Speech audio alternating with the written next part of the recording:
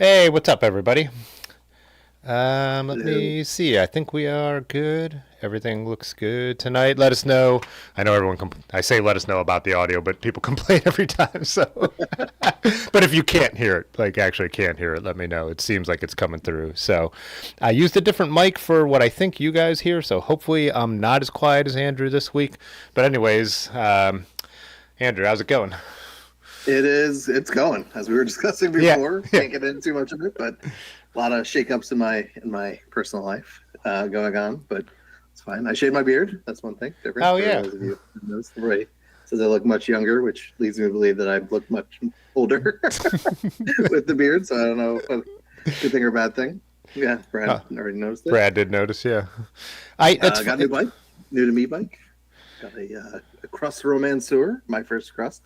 Ah. Very, very spiritually different than the wild. It is bar end shifters and quill stem and feels nice. It's an alternative, but it's also like a kind of a big tire 26 bike, which I haven't had in a while with drop bars. It's feeling great. Took it for a ride the first time I got it with the through the gorge. Bought it from Ryan Stannis. So anybody knows Ryan. Hmm. Nutmeg regular. Philly, one of the owners, or was one of the owners of Keystone Bicycle Company, is moving to Olympia Hmm. shortly. So he was fire selling all of a lot of his bikes, and I was like, I can't let this one go. So it's his build and type. It was already what he had built up, I and think he kind of put it back to it. He had it a little bit more custom built up. He kind of bombed it back to sort of stock, hmm. but it's nice. Got a dynamo, got Velo Orange quill stem. I think Rotac brakes. Nice. Bar and shifters, SRAM, that GX 2x10 derailleur, which is pretty good, working pretty good. I still think it's my first 2x. I've Ah, only ever had 3x or 1x, so I enjoying it. His gearing is a little more steep. He's a little bit more of a hmm. hitter than I am, but when an extra, a different bailout ring or a new cassette, I think I can get up to 40. It's got a 36 in there. I think if I Ah, yeah. mess with one of those two things, I should be good enough for what that bike's going to be for. But running a night ride, it's nice to have the dynamo, which we'll get into with lights and handlebars and lots of pain that I don't have to do anymore. Took it out for the night moves for the first time. It was really nice to just walk out the door and switch it on and off Nice. to the races. Yeah, I would like to How have about you? one on something eventually. Yeah, I would love to have a dynamo. Yeah, nothing too exciting here. Like I think my holiday slowdown has just started. I have a couple more. I still have some gigs, but it always gets a little bit easier, which is kind of nice. But then I've jumped like right into some quality of life projects over here because I've been Mm-hmm. here for 10 years and there's a few things that it's like for 10 years this has bothered me because it was temporary when I first moved in. I was just renting, Sure. built an apartment into the back of the studio, didn't know if I was staying, but big one that I accomplished this week is building because my kitchen's in the basement, an actual counter size, counter height and drop the kitchen sink in. So it's like I've been using a utility sink for 10 Oh, I years, didn't know that. Yeah, that's which rough. one, if you have a bad back, is not good to be bent over a Yeah. utility sink. Plus, it's the same place I wash bike parts and everything because it's here, where it's down here, and so it's like to separate those two and actually finally have like a. It just, I only got the water turned on today, and it's already such peace of mind. So that's kind of, Awesome. yeah, That sounds very much life improving. yeah. So let's see. Happy New Sink Day. Happy New Sink Day. That's a great, yeah, NST. yeah, yeah. And I know it's. I remember when I bought a vacuum a couple years ago, and I'd just been using the raggedy one that was here, and it's like one of those things you don't think about. Then I bought a new vacuum, and I'm like, wow, this is just so much better, and it's so exciting. And I'm like, this is how old you are now, like one of those memes. But yeah, New Sink Day is definitely up there. So Oh, drowning. Somebody noticed my botch poster back there. That was from the oh, reunion that's what they're shows. talking about. Yeah. God, that was 2 years ago now. It felt like it just happened, but that was quite a while ago. But yeah, botch, great band. I'm not familiar, huh? It sounds like so you probably hate it, but You would hate it. Yeah. Dave's over here. He knows my taste. He's like, you would hate it. yeah, they spawned a genre literally called botchcore. Botchcore. Nice. So a bunch of bands started aping what they were doing. Yeah, Cool. classic. So you messaged me this idea, I think, on Sunday or something about. Yeah. Obviously, people have seen the thumbnail. Those are Velo orange granola bars, by the way, from their website. But it's funny because when you messaged me, I'm like, perfect, because I was just getting angry about not being able to see over my front bags, and I talked about that in the last video. So I'm curious to see what your issue is. I've always been someone who likes clean handlebars, and I don't leave like mounts on them when I'm not using them and stuff like that. So even it's funny because, like I said, I'm not overboard aesthetic, but there's certain things that just bother me, and that's one. I've never wanted a phone there. I've never wanted like unnecessary stuff. But so yeah. Anyways, I'll let you take it away with what happened. What's up with your? Sure. And the impetus was I had switched around some mounts to deal with new bike. Had to get a bag on there. The mount that I had wasn't, I had been I've been finding, again, because of my frustration with handlebars, I've been using like top cap mount things for GPS a lot, or other stuff like that. But for this one, I needed, I had regular old handlebar mount, and through moving mounts through bikes and whatnot, because I have a couple mounts and 7 bikes, so they're constantly getting moved. At some point, I had lost the stupid. So problem number one with handlebars is handlebar mount stuff that I have a pet peeve with is the proprietary rubber thing that goes in, that's grooved differently depending on what the device is, that goes in. So you need it, even if you're doing a 31.8, in theory, the largest bar I think that anybody would realistically be using. So shouldn't require a special like adapter. I'm not talking about like going down to like a 25.4 or whatever. And like had lost the little piece that went to this Rock Bros mount, and was like, could not find it anywhere. So then was like trying to get that onto just a normal ass handlebar, and was like 20 minutes in and like trying janky ass fixes, trying to put rubber stuff in there, trying to see if any of the other ones that I had would somehow like clamp it down enough to work, and just nothing. So I literally like threw it across the room and walked away. Next week, shortly after. So that was the start of the problem. But then, obviously that's one problem. That's when I had the thing that's even designed for the handlebar that I have, but then mix in a whole bunch of other different handlebar sizes and things. And now every time I go to have to swap stuff over, it's, going into the bin of adapters and trying to figure out if I have the right one, or those stupid that I have a ton of, and I keep thinking they're going to work with those like thick rubber strips that come with a lot of stuff to like fill in the gap. Supposed to work. They never sit in there nice, and even when you do, it's really fiddly, and like handlebar mounts always like Rock Bros one for some reason has 2 different bolts that you have to do, so you get the one in, then you lose the bolt for the other one, and the one's got a little nut that fits into recess, the other one doesn't. So I'm like, it was honestly 20 minutes for what should have been a 2 seconds. yeah. Put this on here, screw it in, and start riding. So so that was problem number 1. I have to laugh at you saying like the throwing it thing. So when I was building the new sink, I found one of those little rubber things that I was trying to jam under something else. And when I found it, I remembered, I was all pissed off that day, and I threw that thing, and it's been lodged behind the old sink since. So anyways.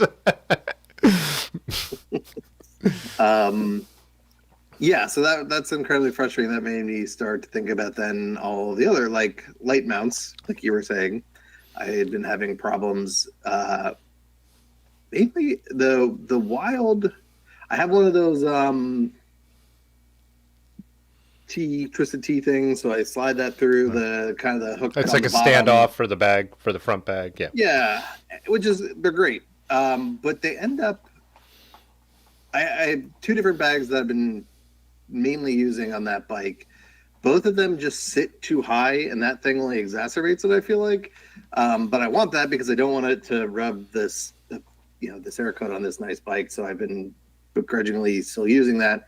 But then my problem is with the handlebar mounted lights, I can't get the light high enough, so I'm losing half of the beam from the bag. So I think that's kind of where you were complaining as well. And so incredibly frustrated there for a while. And I think the solution was I had a helmet mount for another light anyway, but it was super heavy, and it was annoying because it just like it had the strap that would always flop around. Then I've recently switched to an outbound light at the beginning of cross season.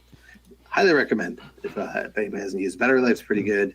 They come with a couple. You can buy other mounts if the one doesn't work with your helmet, but then it's just like the stick-on GoPro mount. So it's like got the little sticky 3M thing on the bottom, and so that solves the problem. And then that made me start thinking that like mounting a light to a handlebar is kind of dumb when you think about it, right? Because like, what's the one point of a flashlight or any sort of lighting is to light up what you're looking at. And well, when you're riding, you're often looking at a lot of things that aren't directly in front of you, such as the animal over on the side of the trail that might be running at you, or looking around the turn that you are trying to turn that might be sharp, especially during cross. And like having a beam pointed dead straight forward without the ability to like change that is kind of a bullshit way of lighting your path, in my opinion. So got thinking more about that and was like, lights on handlebars are just a bad design as well, like from the jump. Mm-hmm. I was thinking about, a couple people brought up the helmet mount thing, which I think would be great for like if I knew I was just going to specifically ride trails. But as you know, I ride so much mixed stuff, and I really don't want that for like city or road, because I feel like then I would have to be so conscious of always not blinding cars, because I am someone who reaches forward and points my light way down when I more want it on to be seen than to actually need to see. Sure. And so like you really don't want to be pointing your light into like windshields or pedestrians or anything like that. So I was thinking like, I mean, it wouldn't be hurt to have a mount there and put it on when I hit the trail. I still do find myself doing that often enough. Yeah. Yeah. And I don't want to have to do that, you know. But we live in a place with shitty roads and, you know, all that kind of stuff. And I like I said, still have a painful rib from one-handing a helmet strap and going over the bars. So that's a good point. Yeah, I'm not riding in traffic at night as much, so I could see that being a detriment to that. But yeah, on trails for sure, it is by far way better to be able to look around the corner, see where you're going, be able to look at other things. Like I said, being able to like look on the side if you're looking to make a turn, like where's the thing that I'm turning onto, right? As opposed to like when the light's over here and you look over there, it doesn't help you with where you're trying to go.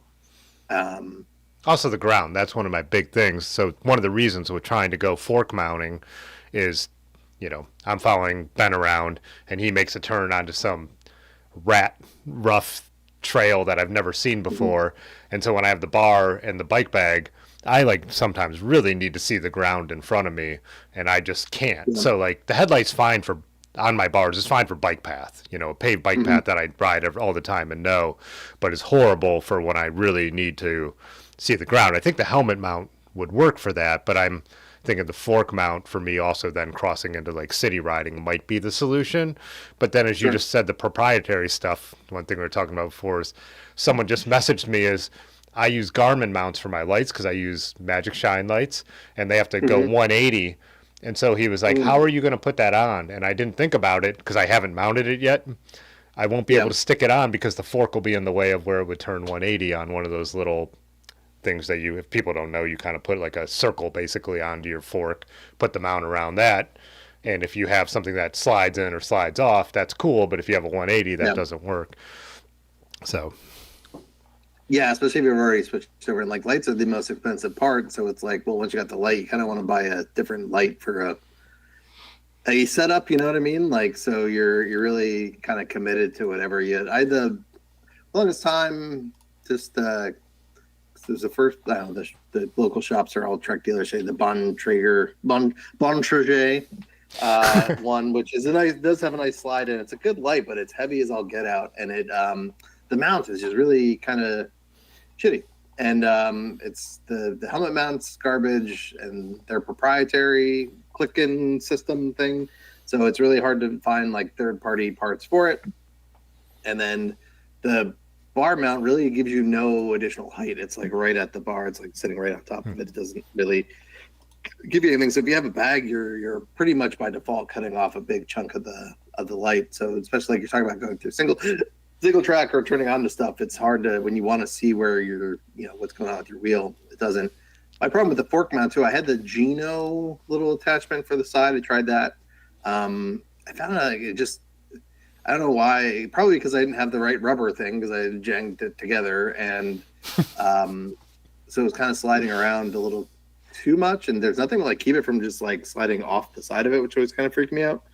But Yeah, it feels like they should have put a lip then there. Is also is the wheel shadow is very distinct on the fork mount, in my opinion. A number of people said, well, Box Hill just said she doubles them up.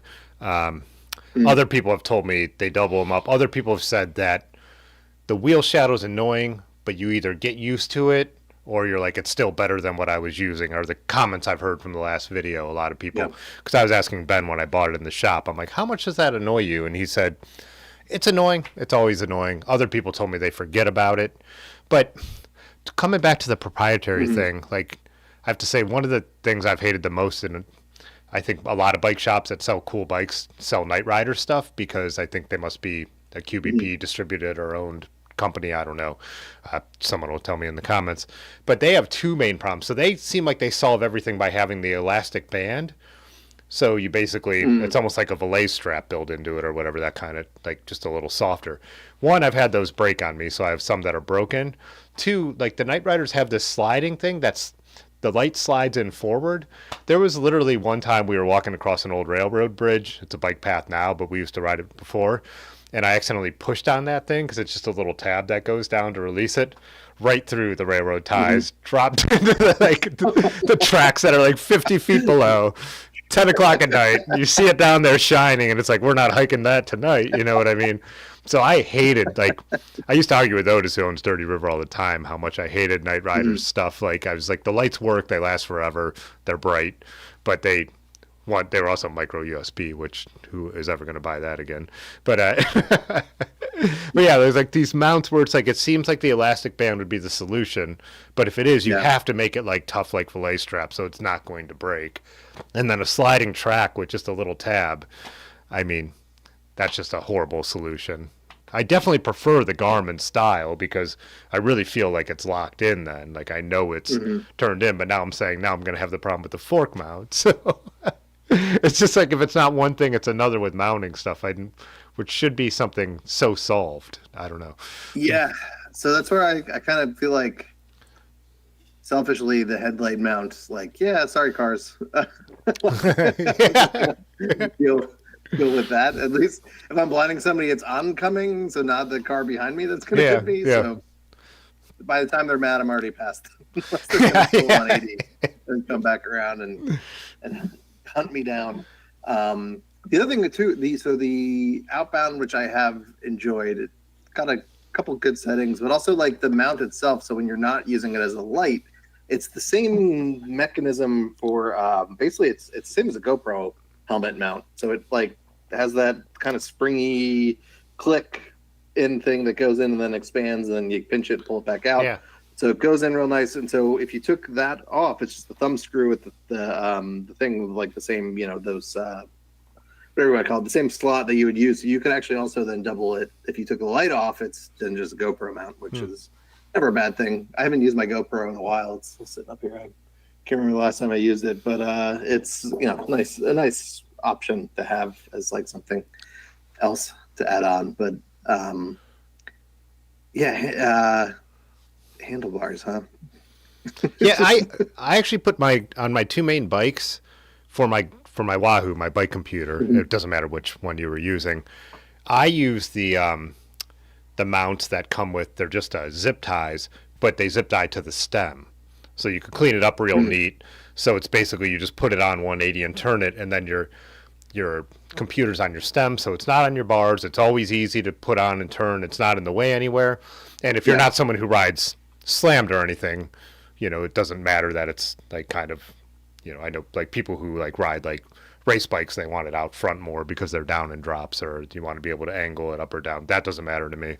So the gunner and the route bag for sure. Like even the burrito bags they tend to use like are still pretty bad with those out front mounts. And moving on to GPS mounts, big problem, not a problem, but problem that I have is a lot of them that haven't come up with or don't have a way to like flip it around. So they're sort of like one-sided. So you have to put it on the left side, which then that starts to interfere if you have a preference for where your stem bag is, or if you have something else that you're going to want to be like, I don't know, like it basically forces you into using this one very specific spot of your bar. I have had a, excuse me, sorry, problem too, where like the one, I think it's really truck stop bars, like don't have a great amount of purchase on the side of them. They go into like thinning out very quickly. So it's not a great place to mount stuff. On that handlebar, I found that oftentimes I would like put on the adapters to a smaller one, mount it over closer to like the flats. And you can't do that when it's like that one-sided thing that kind of wants to go around the stem. I guess you could, but it's like kind of defeats the purpose of it. So that's really sort of annoying as well, that a lot of handlebar manufacturers don't think through. Some of the bars that I have add like a good inch of purchase at 31.8 on either side, so you can still get a decently flat spot to mount those things.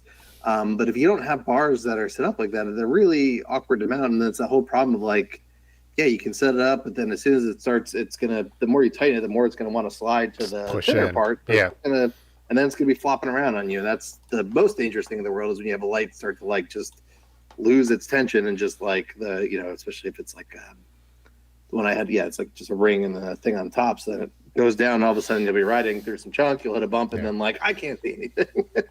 And I can't stop right now. So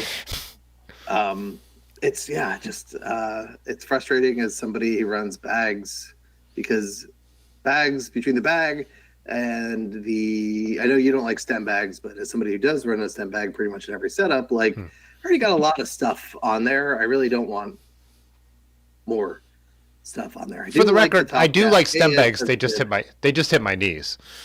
It's just the way I stand up when I ride. So it's like, I love the idea of them. I just can't use them with the, I don't know. So little fun thing I can commiserate there. So the bar end shifters that I have on, or that Ryan gave me, were set up on the crust that I bought from him. Every time we'd be climbing and I get out of the saddle, I would invariably, I don't know, my thighs are just too supple for this setup, but they would hit powerful. I'd be like climbing. We were going up this one hill and down, and I was like at, you know, easily 16% grade, and like hit it with my thigh and shifted up 3 times into a dead stop in the middle of this hill. It happened more than once. So I sympathize, but just on a different component on there. It's funny. Yeah, it's funny you say that, because I have a couple bikes I'm looking at that have, when they tried like, okay, down tube shifters, you have to take your hand off the bar and reach too far, so they did the stem mounted shifters for friction. But I ride so far forward that when I ride those bikes, same thing, I'll shift the gears by hitting those stem mounted, like old school friction shifters. Yeah, my Roger Rivieri's like that, and it's like, so when it's all the way in, the easiest are the hardest on the front. When I stand up, I'll often just like shift the friction gears into something different. My Sprint Continental had that same setup. Yeah. But we were at GPS mounts. Yeah, so I don't know, GPS mounts. But here's the real solution is, if we're going all tech forward, and let's just get GPSs like implanted into our forearms. I feel like a good solution. Like, you want the Rabbit AI pin? You just, no matter what setup you have, it's just right there on your arm. There it is. You just get that, adopt that. That's technology I can get behind. Yeah, it's funny because I also do carry, like, I ride the Gunner and the Rally 90% of the time, and so when I ride a different bike, I just bought one of the super cheap elastic, and it's got 2 sets of rubber, so it's for whatever bar size it works, and there's just a S plastic clip, and so if I'm riding my single speed to go on a commuting gig, I just throw my computer on there. Yes, I do look at it, and sometimes it's hanging underneath the bars upside down, but it's not the end of the world, and for the use case, it's just fine. So I do just stick with one of those and throw it on whatever bar from bike to bike to bike to bike. And I did get, man, I wish I could think of the name of the company. They sent me like an out front mount, and I used it on our bike tour this summer. And it's really slick because they put Garmin and or Wahoo on top and bottom. and then also included like GoPro fingers in the case. So it's super modular. So you could have the light out front, and then you could just put your computer right on top of the light. You could put the light on the bottom and put the GoPro on the top. And in any combination I'm talking about, it's still with like alt cycling bags, like my, what do you call the big Zeitgeist, would be an issue. But I was running front panniers, which you hate, on that tour, so it wasn't an issue. But again, it just... I really backed myself into a corner. Yeah. And really like handlebar bags. It's so funny too, because I'm looking right now. It's on the Marin because that has a basket. So the basket is far enough down that anything on the bars actually doesn't interfere with it. So it's. So I was mentioning this to somebody, and it sort of like I was saying, like kind of backed myself into a corner here, but it was like, I wish there was something, out in front that was like there that had some like vertical purchase that you could put something under, like, you mean like a basket? Like, God damn it. Carl, like a basket. Carl, who's in the chat is actually the one who reached out to me on Instagram, and he was like, well, he 3D printed some light mounts that clip onto walled baskets, and he's like, he went down the rabbit hole. He was telling me, and he was like, to find a solution. He's the one who told me, like, yeah, you won't be able to 180 your light on the handlebar mount. But he name checked you though. He was like, well, if you put a basket on that bike, if you will go against party size. So. But hold on. But so what I do support is front racks. I just don't run them on a lot of my bikes. So maybe there's a solution there, I guess, because that would solve the problem too. I don't know. Are there good? There's some racks that have like little screw mounts to the side, so you can like put something that's like on the side of them. That feels like it would be good to have. Me and Ben were talking about how a lot of people are talking about like dynamo mounts. It's weird that nobody, or I shouldn't say nobody, someone does, and this is what we need to look into.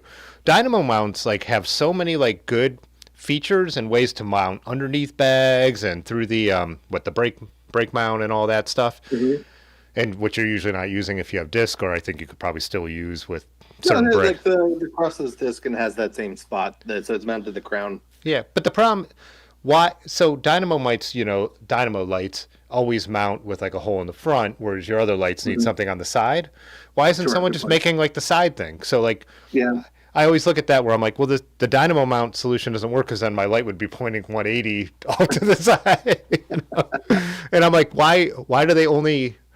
And you'll see like someone will put out a rack or someone will put out like a thing for a walled basket, and it'll be like perfect for mounting a dynamo. And I'm like, why not make a thing that mounts the lights that 95% of the cycling world uses? Yeah. That's a good point. We have a lot of this similar type of talk in the chat too. So somebody, Shovel Research, yes, I've seen those that they make the super custom part for mounting. Shovel Research was at Nutmeg, I guess. I don't know who the person is, but they had a table with like 3 things on it, which were all lovely, but they was like $85 Canty hangers, and I was like, oh, okay. I was like, well, these are really nice. And I saw the price and politely put them back down. But let's see. Okay, so Julia Palestra, this is something I want to talk about too. So Russ has, I think, what's a pretty good solution if you run a big front bag, which is it has like a magnet that goes under the flap. It's if you have a bag with a flap or some sort of like rando type bag that it'll. But I think that's a great solution for a GPS. Does not solve I would not trust a light mount there because that's going to be kind of flopping all around. It's the movement. Same thing. I've looked at that one, and I've been on the website. I think I've had it in my cart. You know what I mean? I've been like that far down the rabbit hole because the one that he's talking about, like it's super strong. Like the magnets are so strong, they warn you, like don't put your fingers in here. So you're not going to lose anything, but yet I rarely have my bags packed so full unless I'm bike touring that it would be practical for a light, Right. And GPS totally don't need it to be so firmly positioned, but a light, like that's the kiss of death. I feel like when you're going through stuff and you don't want the light shaking around, you want a dependable straight light. Yeah. So like the helmet on off-road because you know exactly where it's going to be. And if you need to change that, you just look a little differently and it goes to where you're looking. Because the same thing, Jared from Hope, when I was talking about the problem with Jack the Rack like a year ago, 2 years ago, was telling me how someone made a thing for the bottom of the material of Jack the Rack, and then I looked into the solution. Then I was like, it would still there would be movement still. Like I just don't want movement on Yeah. my. I don't want movement on my light. Like yeah. Yeah, Oh which wait, I mean is why I guess they choose the handlebar, right? Because it's going to be Stable. moving with you. But we've gone on at length about that. I do. The glasses are interesting because I hate them because they're meta. yeah. Nobody wants Facebook. The guys who made Facebook Right. knowing everything you're looking at. No, well, I if it was a mean, different company that was not so intrusive or like wasn't just a shit company that I don't want to be handing over a lot more money to, I'd be way more likely. And hopefully that's the future we're moving towards, because I will say that I think there's no shade at these people, but like Kevin Gates, for example, had one and he was filming some stuff and it was great, like because it's great video. The camera on it is actually pretty solid. It's exactly where you're looking, so there's not like, am I getting the shot? It has a pretty good, thing. I think it even has like a little picture-in-picture thing on there, which I'm sure is distracting, but like useful. And I'm sure they could even put little lights on those too, because there's some of those too. I know there are like for people that do like fine electronics work and stuff like that. There's glasses that have the little lights on them, so I'm sure that they could come up with something. But yeah, I wish there were like somebody said they're like AI cycling or. Sorry, I thought it said alt cycling glasses. I want alt cycling digital glasses or whatever. I feel like would be a cool thing if somebody did that. But God, I'm not giving Meta $300. No, I'm not letting Meta see what I mean. I try to use their apps as little as possible. I love Facebook because I don't like what they do. But yeah, no, that's definitely the future. And I mean, like, a lot of the tech YouTubers like Marcus Brownlee have been talking about this, how Apple decided to go with this bulky Vision Pro thing, Meta went with this minimal thing that can't do enough. Obviously, they're going to converge at some point to be something very useful.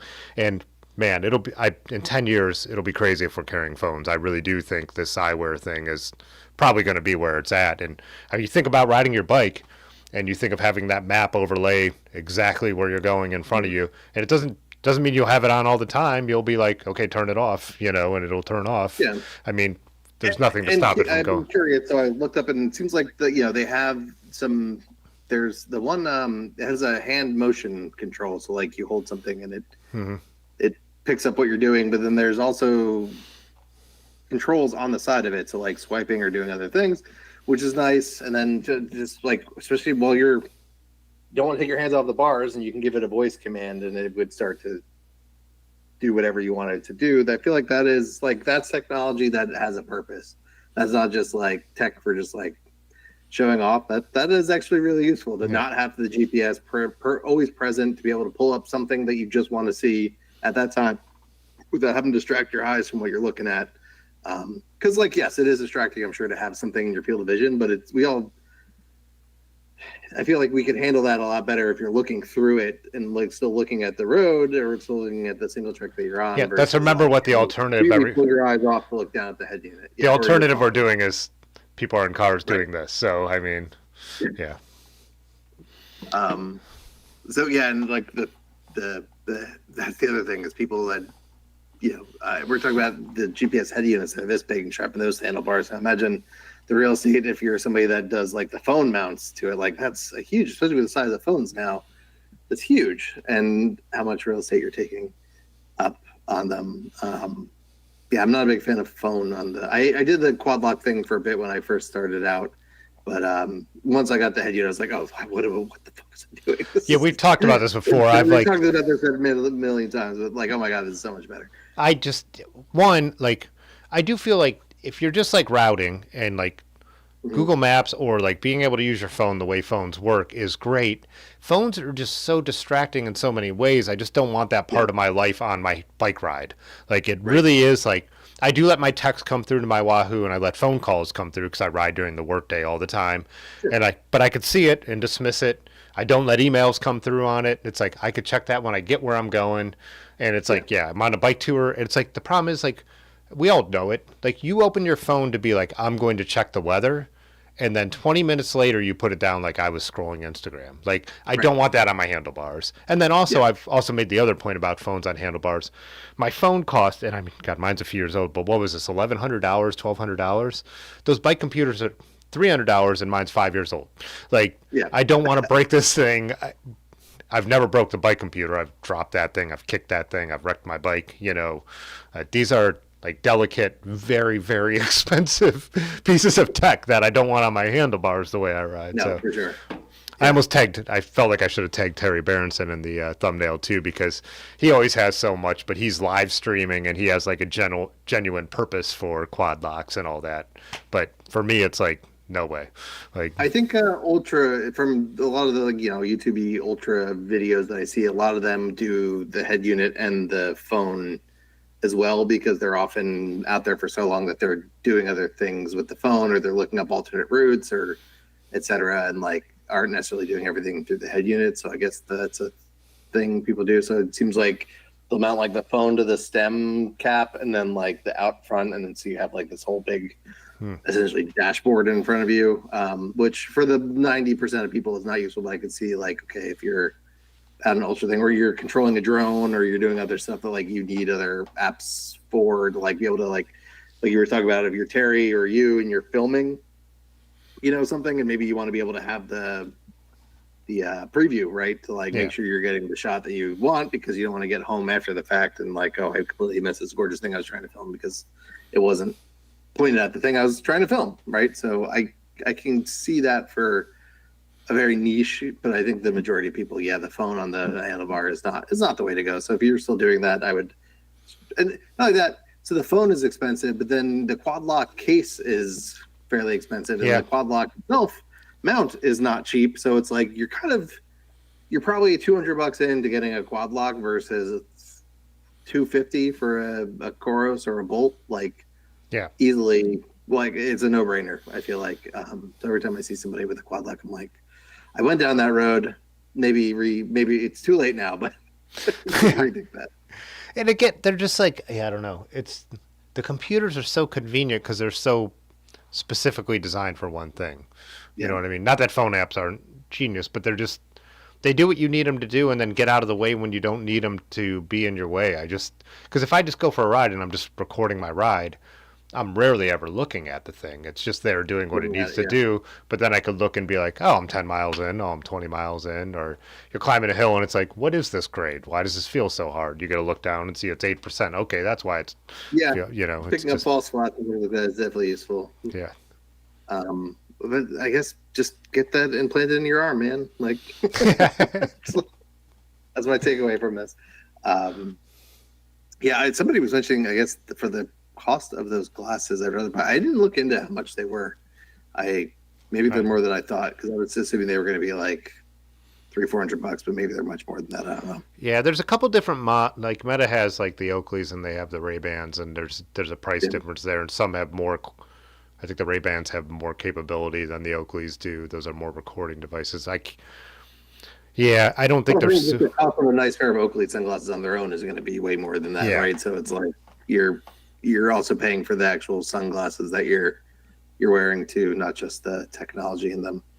What about riding a fully analog bike? Yes, there's time and place for that too as well. Yeah, I don't deny this, and like even when I was on Russ's podcast and with the bike sauce, and like it's like I've got the friends who, the owner of Joy Machines, he's anti-Strava and all that. It's like, I'm not gonna lie, I'm gonna record all my miles. I enjoy those numbers. I really enjoy it. Like I don't know. It's one of those things. I get it. And you don't have to let it, like I'm saying, you don't have to let it consume you either. You could throw the bike computer in your bag. You could throw the bike computer in your pocket. You could make it so it's only showing your speed, like it's only showing the map. When I don't want to see numbers on long bike tour days, I'm someone who I don't want to start mentally counting miles on a long day. It'll suck the fun out of it for me. So I'll just switch over to the map. And if I don't even want to see the map big, I'll zoom in real close. So it's just not really, if there was a turn, I'll know. So it's like, I get that. I totally understand it. And I mean, we've talked about electronic shifting on this before and stuff like that. I get a lot of that stuff, but man, I remember when I was younger, I'm like, man, wouldn't you like to know how many steps you've taken in a day? Like this, like, wouldn't that be crazy? Yeah, I mean, I actually don't count steps, but my bike stuff, I want to know the numbers. Yeah, I mean, there's a nice way to it. Yeah, just being able to, if you're going to record, it's way less intrusive, way closer to just a fully analog bike ride with the computer than it is with your phone. I will say that. I actually think the watch is a little underrated. So just like Aaron just brought that up. Yeah, purely want to record miles, the watch is the way to go because you're not really. It's very awkward to check it or look at it. I find myself I don't. It's really just there to literally record and do nothing else. And then I get home and turn it off and didn't even. Oftentimes we'll forget because I was not even looking at it, or you get done and you're like, doesn't have the same like auto pause type of stuff. But yeah, and look, like, yeah, I will not log a ride. The coffee shop is half a mile from my house. I'm not logging that. Like, that's not doing anything for my miles for the year. But like, I have to log for the 10 miles a day, which by the way is still going. You forgot to ask. Yeah. Come on. 3.9 today. So I have to log I have to get to 10. So there's been times where, yeah, I'm just doing donuts in the parking lot and logging it because I have 15 minutes to kill and I need to get to 10. But yeah, like, yeah, I'm not just, if I'm just going for a ride in the coffee shop or whatever, if I didn't have the challenge, there's plenty of just our Columbia Trail is the rail trail that's a quarter mile from my house. Like, I'm normally not often recording those except for this challenge if I'm just going out. That's interesting because I record them all. So it's like if I was going down to the coffee shop, for me would be more like a mile. I'm definitely recording it. What I will do with Strava though is I will set some to private or not to show not even private. There's a different setting that makes it not show in the feed. So I'm like, I won't annoy everyone with like a bunch of small rides. I even did that for Nutmeg, how I told you because that hill up to the lean-tos, I want this help. This is a lot of elevation to do that over and over again over a weekend. So what I did do a lot of those was not show them to the feed so people who are just like going to see what their friends were riding on Strava didn't have to see like 15 rides from me going from like where everyone was hanging out up to the lean-tos over and over again. But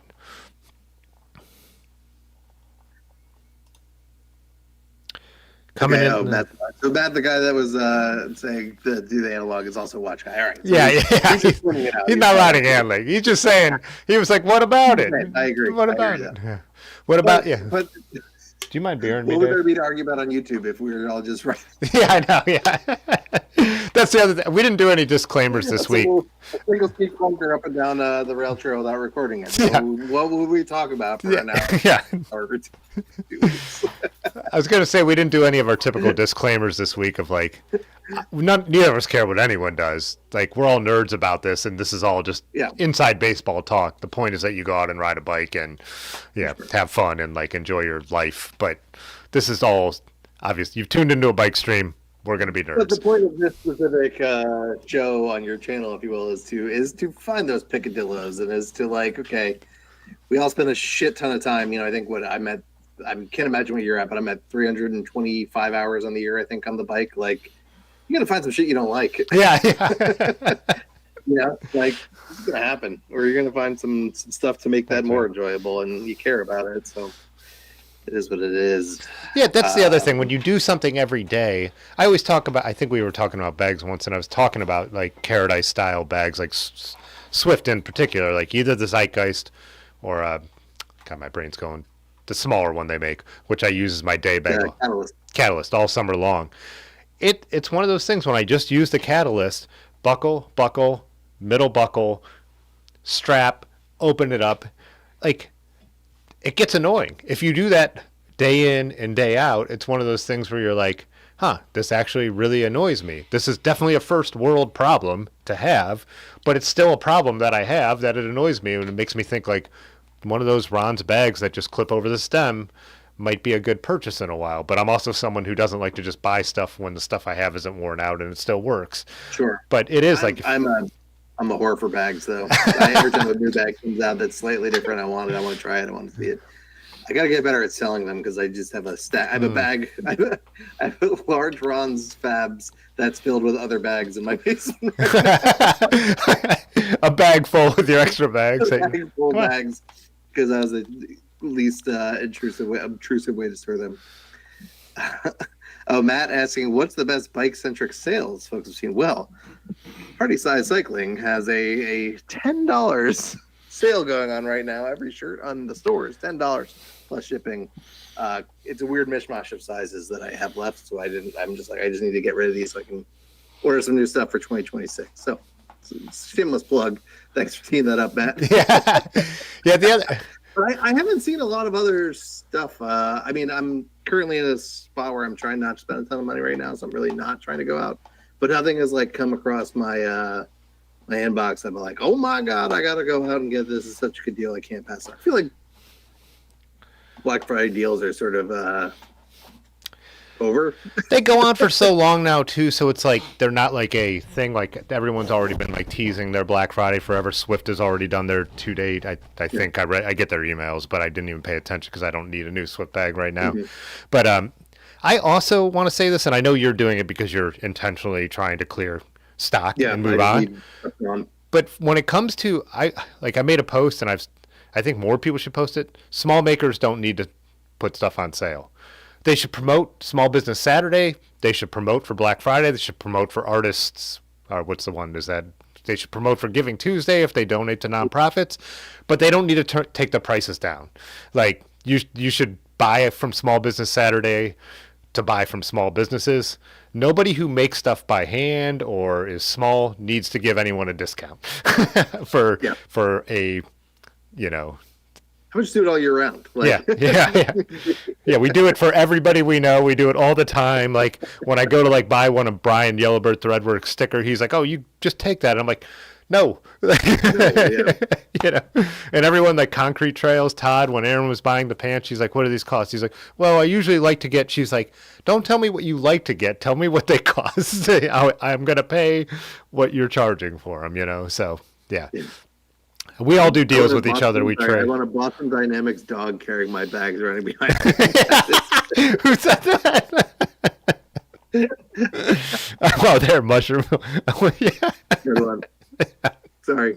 Yeah. Jump in with that one. That's perfect. That's good to get me off my soapbox anyways. So. No, you're right. And like, yeah, it is sort of just, especially when you do it all year round, you realize like, hey, you don't need all those bigger companies. It sucks. I used to have, I have a website that sells like my pretty pictures, landscape, stuff like that. It costs $20 a year for me to be on there. They do all the back end. So it's just a nice way to do things. Some stuff sells. I don't make a ton from it, but it's fine. And every year when I was still on Facebook, like for the whole Black Friday through Christmas, I would always post that I've lowered my prices by 20%. I never did it. I just said I did.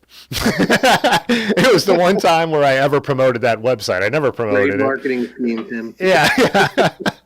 Who did that for 20 years? Yeah.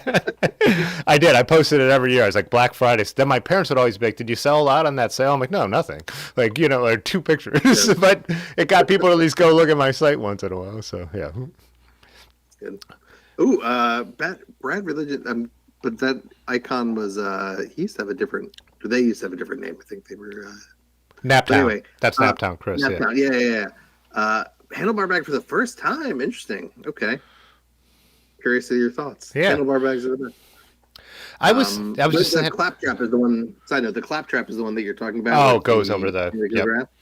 Highly, that steals from a bag company that went out of business that I absolutely loved everything they did, which was Ruthworks used to do those, and that's a rando thing because you can just like do that because they open away from you, which in my opinion is the best bag because if you're off the bike, you have a lot more options to get into it. You really don't want to be sort of like reaching blindly into the bag. So yeah, it makes 100% sense that the bags open up facing the rider. And that's the best way to do it. And then you don't need, if you know that it's a ride that you're going to be in and out and maybe not going on anything crazy, to just throw it over the stem.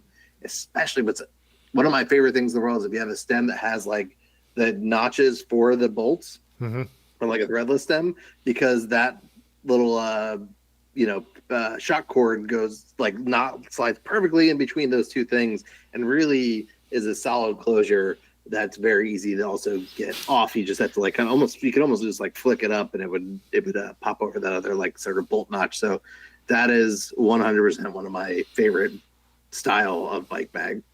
Ben just chimed in. Claptrap is not bullshit. I think that's where I first saw it. But yeah, I knew it was definitely a rando thing. Yeah. My whole thing was like, I didn't want the big square rando bag. And again, I'm not so worried about like water ingress and like bags like that as much, but like the claptrap style thing does seem much better than a rando bag, and I think those still have a drawstring inside, so you could tighten it or not tighten it if you want to. I don't think so. I If don't they think they don't. have a toggle that you can close it like without having to go over the stem if you want Hmm. to. But no, I don't think there's a drawstring. It's just a kind of a big open void in Yeah. there. The what's it called? It's the one of the things I really like. Ruthworks had a bag style. It was on the brevet. It was also another one. I don't know what the name of it was because I bought it used, but it's more of a smaller rando bag. So it's a square boxy thing, but it's small. But it has these two shock cords that you put on the drops of your handlebars instead of having to go to the head tube. Hmm. So you're not touching anything and Yeah. sort of suspends it there and keeps it in like a solid spot and prevents it from getting too crazy, but doesn't like rub up against your bike essentially. And it's a really nice feature that I wish more small bags offered that rather than just a shock cord and around the back to go on the head tube, which just rubs the shit out of your paint. I had a Frost But River that I used to use, and it had two brass loops, and I ran shock cord to the drops on to keep it from bouncing around. I used to use that one yeah, all the time, and I really liked that. But there were times when you went for the drops, or you had to be like conscious of that you had that in the yeah. way. But when you put it on, you knew you'd put it on, I guess. So I personally don't. I very rarely find myself riding in the drops on a well-fitting bike personally, but every once in a while, the windy maybe get down to that. But yeah, especially I mean, I think in winter, especially handlebar bags become incredibly important because just the layers and I'll often bring two different. We're getting to the time of year where like at 40 to 45, I just want like thin gloves, but once it gets below 40, I have a pair of Gore kind of lobster gloves mm-hmm. that I want to have in there for when it gets below that kind of 38 mark. And yeah, you need a good bag for all that stuff. Bags, man. I just ride again. Also, once it's cold, like even if you are like slightly performance oriented, who cares? Mm-hmm. Like it's cold. You're not. The cold's already slowing you down. Your body's already Yeah. slowing you down. The weather on the road is slowing you down. I'm like, yeah, bags. Like, yeah, I'm definitely the Jack the Rack on the rally with the Zeitgeist, but even on the Gunner, I have Mm-hmm. my other Zeitgeist down there. I just go full big bags in the winter because I also always carry the down jacket. I've watched so many rides get ruined by flat tires and people getting cold while changing the flats. Everyone stops. I pull out the down Gotta have a jacket, jacket, throw yeah. out, and throw it on. We start riding again. I can unzip it, and now I've also got to the point too where I'm just like, hey, let's pull over. I need to take a layer off. I used to be Mm-hmm. like, we can't stop for anything. And it's like we just sat at a bar for 2 hours. Why can't we stop for 10 seconds on the way home while I take off my jacket? Why don't I start Yeah. warm? I used to go out like me and Ben would be sitting there having beers, and then I'd go out. It's 19 degrees, and I'd be miserable. But I'm like, in 2 miles, I'm going to be fine. Mm-hmm. I don't have to be miserable for 2 miles. I could throw the down jacket on and then take it off when I get too hot. So yeah, just being older and smarter. And If you're yeah, good at if you're riding no-handed. Um, yeah, but that's so. I feel like, especially in winter, I like to keep. I feel like often the way people will think about their tires before riding, which I tend to not. I just run whatever I have on the bike. The tires are sort of match the bike. So if it's sort of like what I'm going to take for whatever, it'll have the right tires on it. But I keep all my bags sort of like in go mode. So they all already have the VOA straps like locked into like, that it has like the bar or whatever it's got. So they're ready to go. Or if not, I'll like put the straps into the bags. That way I can just like very quickly before I'm riding, spend 2 minutes and change out the bag for, hey, it's going to get real cold. I'm going to bring a puffer, or hey, this is a smaller ride. I just need something to carry a pair of gloves. So I'm going to bring a burrito style. Sorry, hiccups. Burrito style bag, but like, yeah, I got a little stupid little cart thing that has a couple different shelves, and I have like 3 different sized bags on that cart at all times. love it. So I pull my bike up. It's on the side door of my house. I pull my bike up. I open the side door. I select my bag. I set it up, and then I got this thing that hangs over the back of the door. So like I'm getting very specific, but like I have a little alcove that goes down to my basement, and it's got like the door to the kitchen, and then I have like this area where I keep all my bike shit. So I put this thing that goes over the back of the door, and then like has a couple bags that hang off of that. So I have like all my cycling caps in there. I have my cycling shoes in the bottom one, and then I have like other random stuff that I want to grab. So I have this like kind of like go back in the barn. I have a bike barn. Sue me. Put the bike in the ride, pull it up to the side door, open up the side door, and I have everything I need for a ride, like right there in this little alcove. And I grab everything, get it ready, and then I'm out the door. So it's like a good 2-minute setup. But it is like that for me is more important than the tires and that stuff. Is like what bag I have, gloves I have, do the right shoes, that type of stuff. Making, and I've talked about this on winter videos. Because winter's always a pain. It doesn't matter. No matter what you're doing. You're going to work, you're going to ride your bike, you're going to walk across the street to get a beer. Everything just takes more thought, more effort, more time. But doing little things like that, which I've done, I have a little corner over here that I need to get into winter mode because during the summer I don't pay much attention. But there's even a chair there, and the winter shoes sit in front of the chair that I ride my bike in. And yeah, anything extra I need is on the shelf. So it's like, yeah, what's the temperature? It's all right here. So make getting out the door is easy. Yeah, as easy as possible, because any little thing's going to keep you from doing it when it sucks outside, like, you know. Right. And so if you make it as easy on yourself, because it's like I've always said, 95% of the time I get out the door, I'm glad I did, you know. But there are times when it's just like you look out and you're like, nope. And if you have those little barriers to getting yourself out the door, it doesn't take much when it's shitty to be like, I'll just stay home, you know. So yeah, it is funny how quickly though the temperature you adapt. I was thinking about that this week because when it first dropped down to the 40s, I was very hesitant to go out. But then doing it a couple times and like feels like you have to redo it every year, but like like 45 when it first gets 45, I'm way overdressing than when like a month from now, if it's 45, I'm in shorts and a t-shirt. Exactly. You know what I mean? It's like, it's just that. So keeping that sort of fluid and like, all right, this week, this temperature is what I have the 3 things I'm wearing to ride in this temperature. And then if it drops, I got this other thing. And then like a month from now, that's all going to recalibrate. And then you just have to kind of be like, go with the flow and not force it. But like keep options, you know what I mean? Yeah. Like I said, the best thing is if you can bring options on the ride with you, because then you're not as worried about it. You're not as scared. My philosophy, I don't know if you feel the same way, is like I want to be cold when I first start off, kind of like, well, you were actually just saying bring a jacket, but I feel like my test is if I'm freezing, no, something's wrong. But if I step out of the house and go to ride to the trailhead and I'm not cold, I'm overdressed. I 100% agree. Like that. I was just saying I don't have once you start going. I was just saying I don't have to tough it as much as I used to think I did, because I am very guarded. Sure, yeah. I'm very guarded about like getting overheated and getting damp, because me and my friends usually stop. Like, so I ride once a week somewhere where we're going to go get dinner and we're going to drink beers, but into a ride where we've ridden pretty hard. So my goal is definitely not to get damp, because then if you sit down damp and have to walk back out into a 22-degree night or whatever it is, you're going to be miserable, and it's going to take that much longer to warm up. So I definitely do agree with that. I was just saying that I used to like hold it to that standard way too high. And if I'm on my way home, I could get overheated. I'm going home. So it's like, if I want to be a little more comfortable walking out the door, that's fine. But I do agree with that philosophy, because I know when I get out and I could feel that on my forehead, it feels like the ice cream headache, and it's just brutal. And I'm like, I know the street that's going to go away at, you know what I mean? I'm like, yeah, this sucks, and it's going to be gone by the time you hit this street. So yeah, you're better off, you know. Yeah.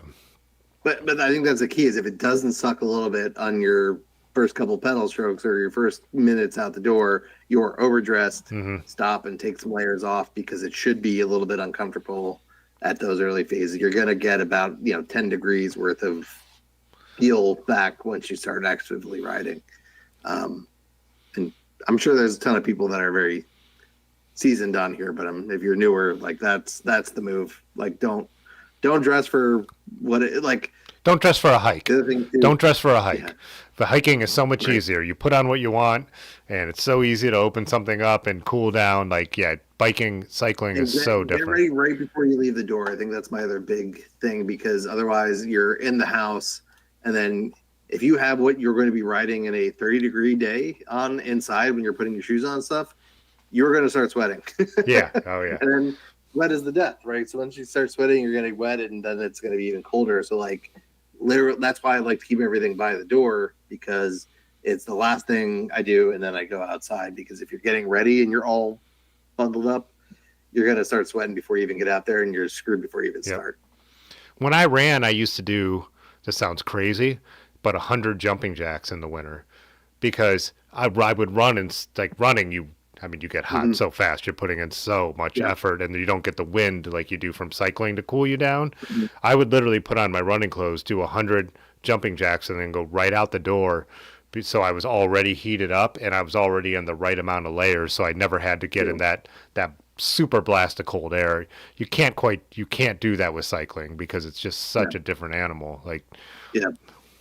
We so the trailhead that we always ride from for the Columbia Trail, I don't know why they come here, but the NYU Running Club brings 2 to 3 vans full of people out to that trailhead every Sunday morning. So we're getting ready for coffee outside. We always see them warming up, we see them running, and it'll be 30 degrees out, and they are still in shorts and a t-shirt. Pretty much all of them. Not when they're warming up, but once they start running, they are all in their like track shorts with slits and like thin t-shirts. Honestly, running so fast that we have trouble passing them sometimes when we're riding. There was a guy where like I'm in the lead and there's 8 people behind me, and like I go past this guy and realize that like I'm not actively like this is going to be a disaster when 8 people try to pass this one guy because the dude was running 10 miles an hour down the trail. We later found out somebody in our group knew him, and he's like one of the highest rated like distance runners at the collegiate level. Just happens to live around us. But yeah, but they're like, he's like shirtless. It's like 40 degrees out. You're just pumping that much blood, I guess. Synthetic reference, Matt Rose. Sounds like a song. Synthetic lets you get wet and still keep heat. That's not true at all. I'm not saying none do, but like, that's what down is famous for. There are some synthetics that I'm not down. I misspoke. Wool. There are some synthetics that do that, but in general, they don't. That's one of the weaknesses of Apex synthetic. wool. What is it called? Oh, yes. Yeah, in general, most. So they probably meant something specific, but don't make a blanket statement like synthetics let you get wet and still keep heat because 90% of synthetics will not do that.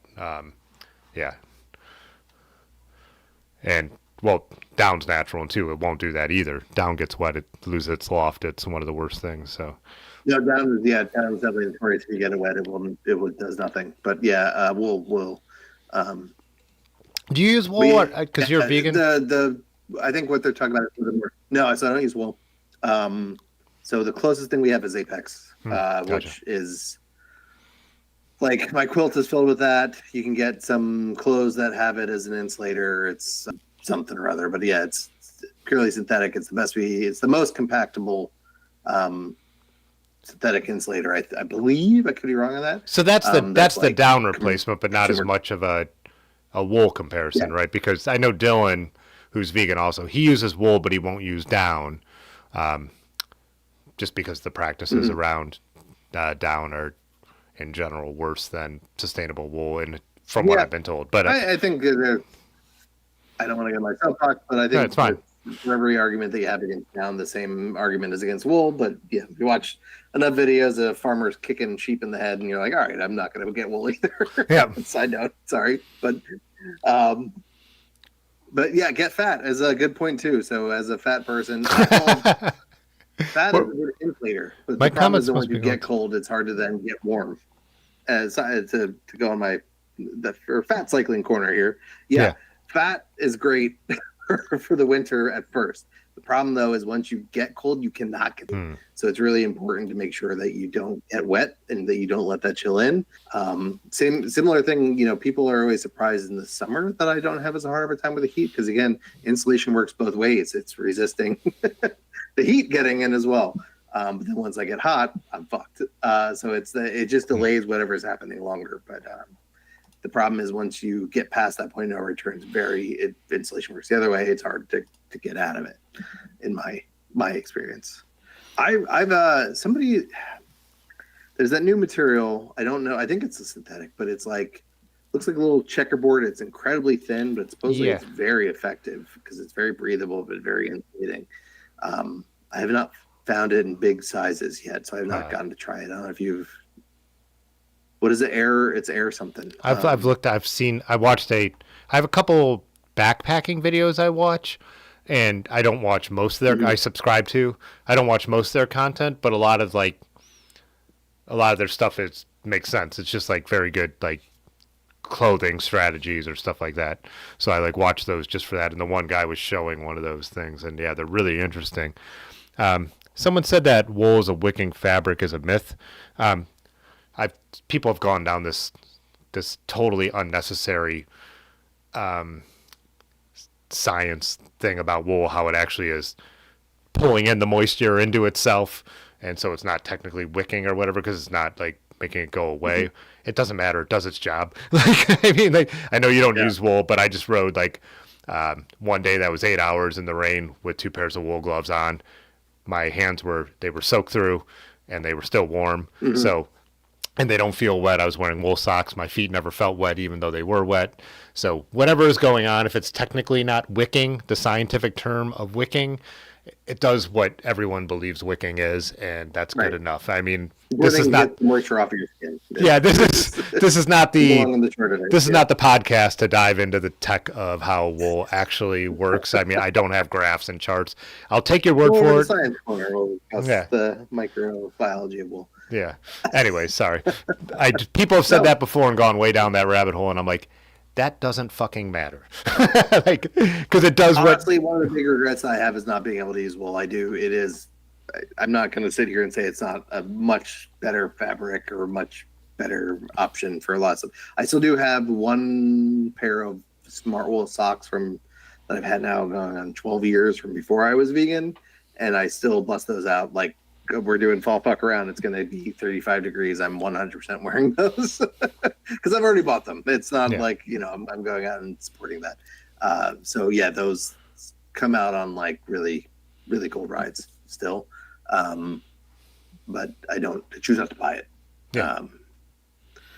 I also get like, and I would never argue against this stuff. Like I said, I would never call myself a vegetarian. I eat vegetarian at home, and I was for almost a decade. I was never fully vegan or anything like that. Like saying like, farmers still treat animals horribly. Like, is there like, because it doesn't have to be that way, obviously, right? Like every farmer doesn't do that. Like, so like the one brand I've worked with, they sent me some stuff, their European brand, Thermowave. Like their whole thing is we're a family, we control they're integrated. So they have the animals, they're making the products, and I have not gone and inspected their farm. I have not gone and inspected their labor practices, but that's their whole thing is that we're top down, and so we're able to control every aspect of it. Like if you did find a brand like that aligned like that, so they're not killing any animals, that's just they're shearing wool, would that still be like no? To be honest, there's been exceptions. Like at my size, I have a very limited like suits. For example, I can't go buy whatever suit I want. I have to like pick from a very small selection. They're all wool.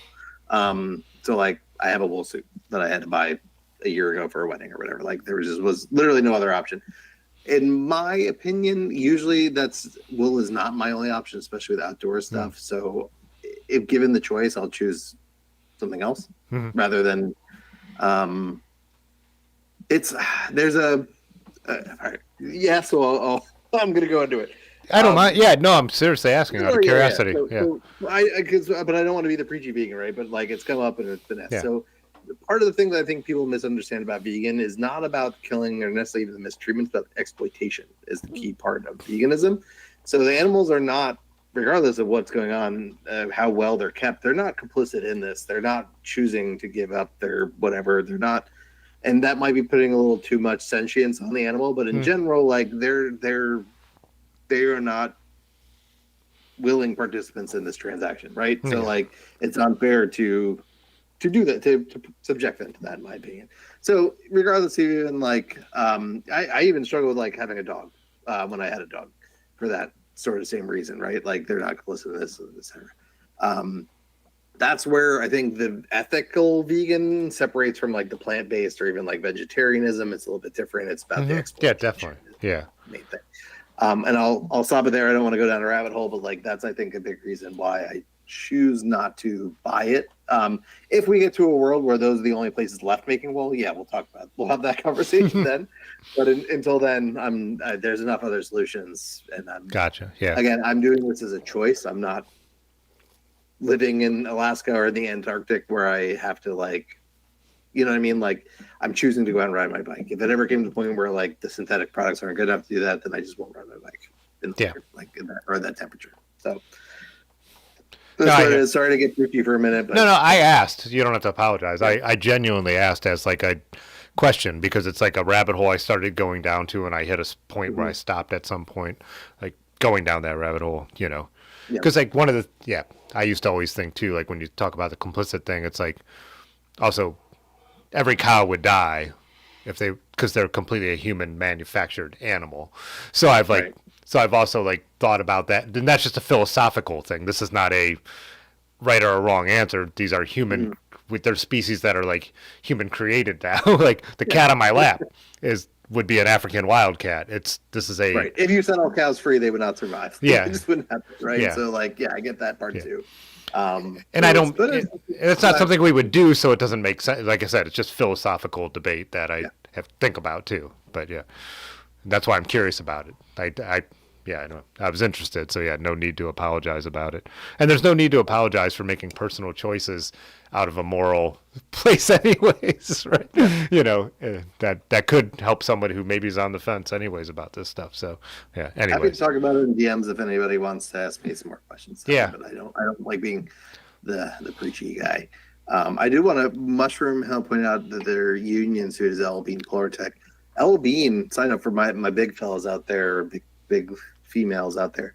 L Bean has done a really good job lately of catering to. They don't go like up to like 5x, but in the store, and this is so much better than REI. REI, to get on another soapbox, is like donated and like sponsored All Buddies and Bikes, and then still refuses to like put 3XL shit in their stores and stuff like that.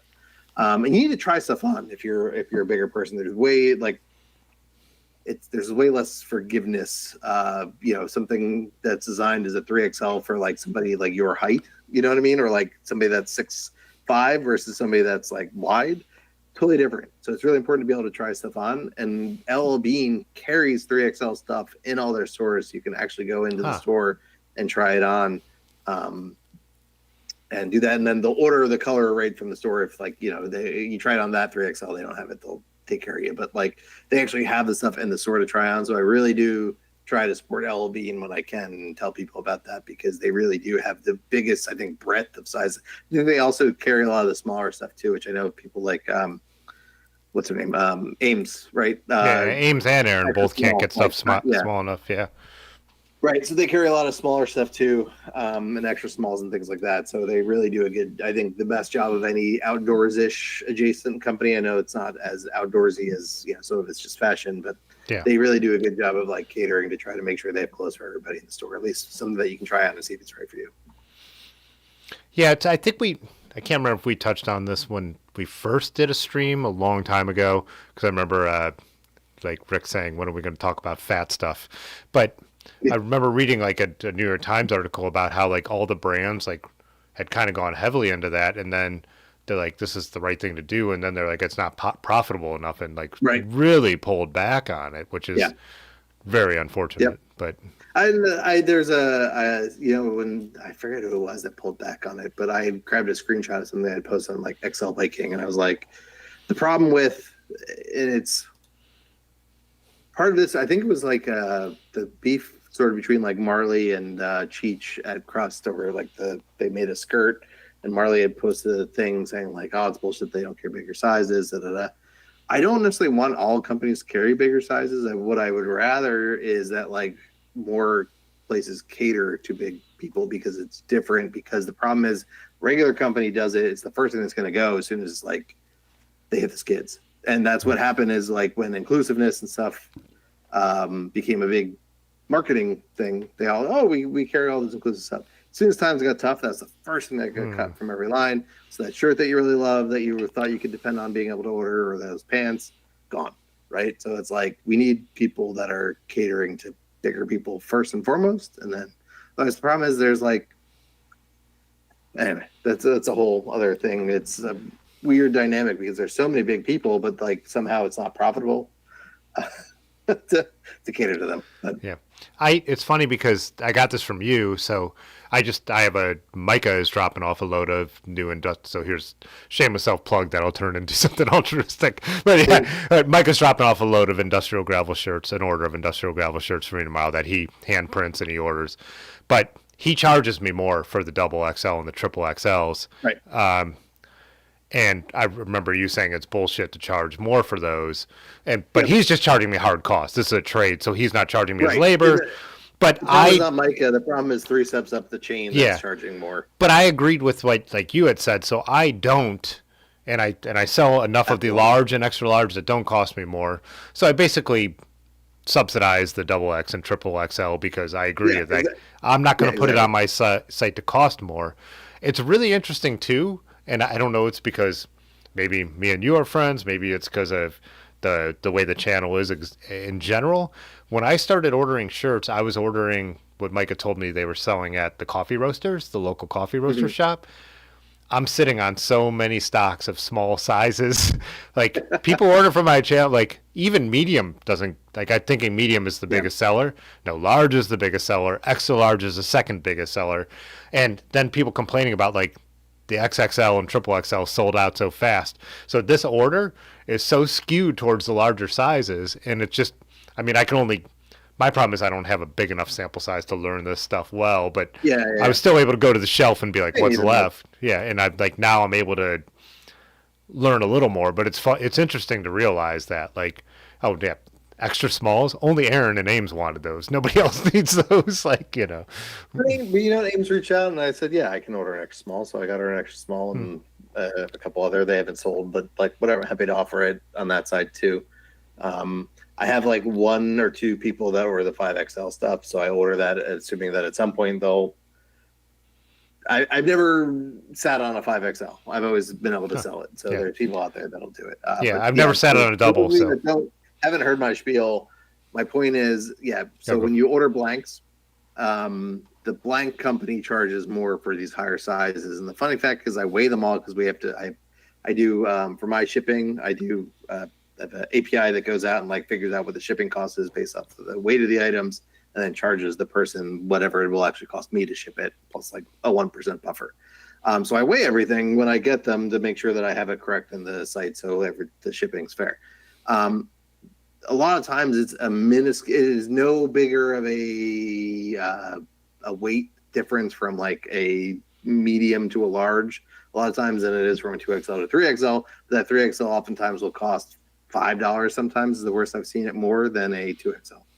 My point though is knowing that you're going to sell a very small amount of those. If you're out there and you're making shirts, charge like 50 cents more, something that the average consumer is not going to recognize. I understand like problem is Gildan is not seeing it as like it's 50 cents more on like 25 shirts. They're dealing with like billions of shirts. So it's the 50 cents adds up when you're in a commodities business. But like at the lower level, if you're Tim or me, you charge 50 cents more, you will subsidize that $5 difference for the couple extra 3XLs that you're going to order. And you actually won't lose any money by charging the same price for all the shirts, regardless of sizes. And what you do then is you promote this, inclusiveness, and don't make the person, like even somebody in the chat just said, like, it sucks when you go to check out and it's like an extra $4 to order a 2XL again a lot of times, right? So it's shitty. It doesn't feel good. It feels like you're going to get ripped off.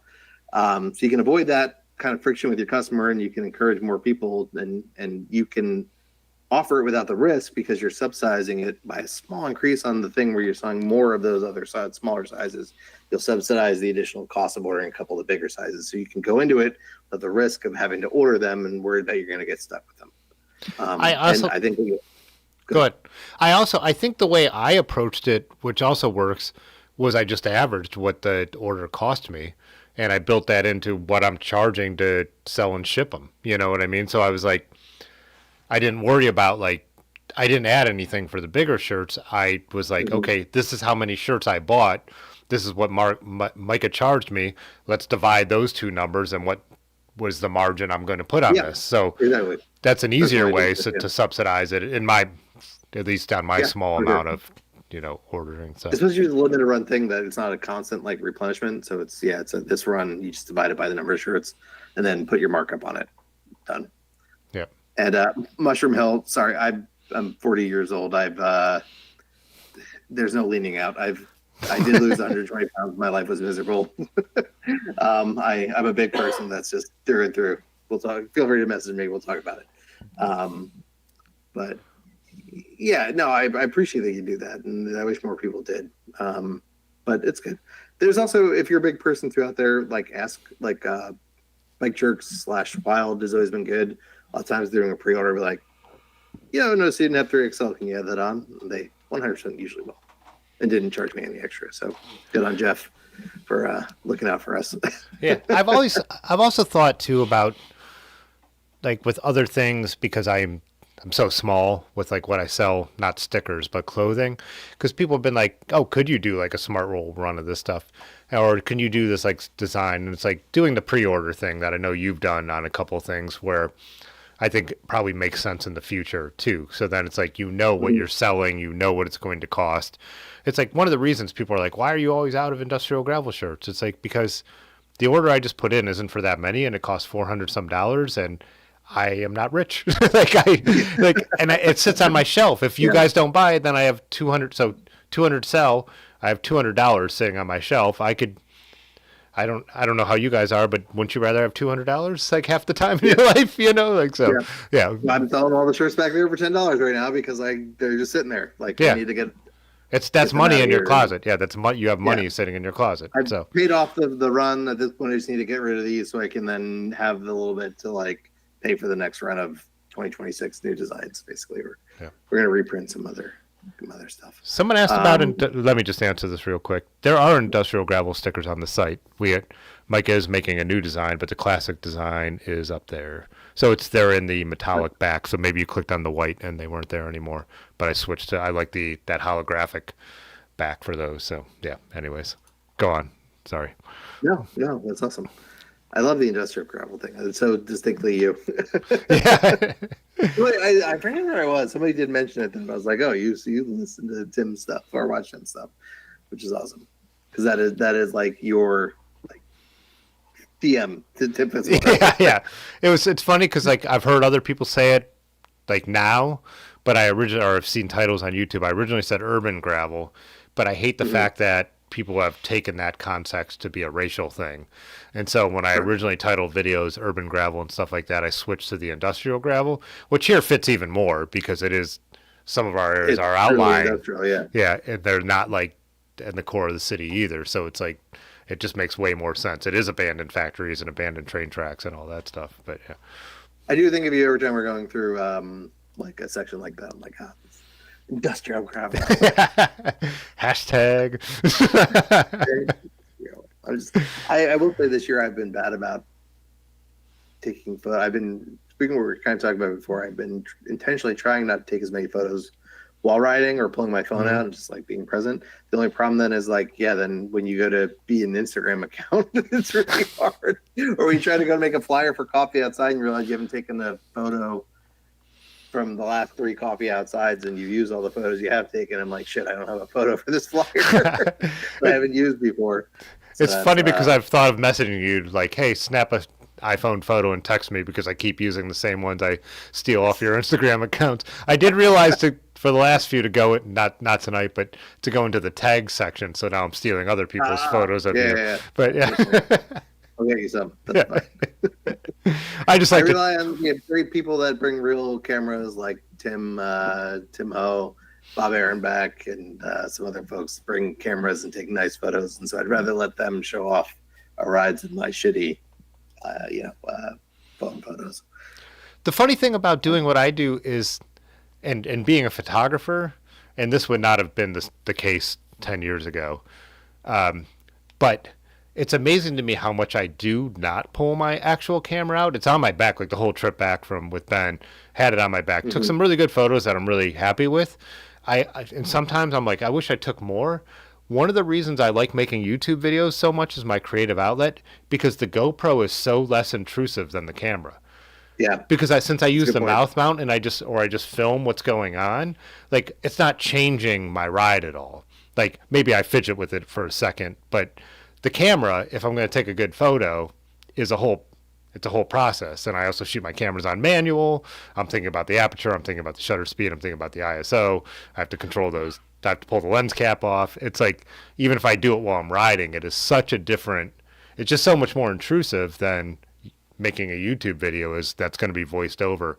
And I don't think people realize that. It's like, man, some of my YouTube videos like didn't affect my ride almost at all. You know, it's so I can anyways. see that. Yeah, you're not doing the Dustin Klein because you're doing voiceover, so you don't have to do the Dustin Klein ride ahead, set up a camera, ride back, then ride the section again, Yeah. then go ride back and get the camera. Like every time I watch one of his videos, I'm like, he did that one where he was. I know you watch his channel too, I Yeah. believe. So Yeah. like the long bike tour that he did, and I was like, just thinking about like, damn, how many hours of that trip were dedicated? He rode away to from just the like what we hotel were one talking morning and he showed himself riding away. And the first, about. Right. I'm surprised. So I was wondering if other people think about this. So it's interesting to hear because I'm someone who makes videos for a living too outside of cycling stuff.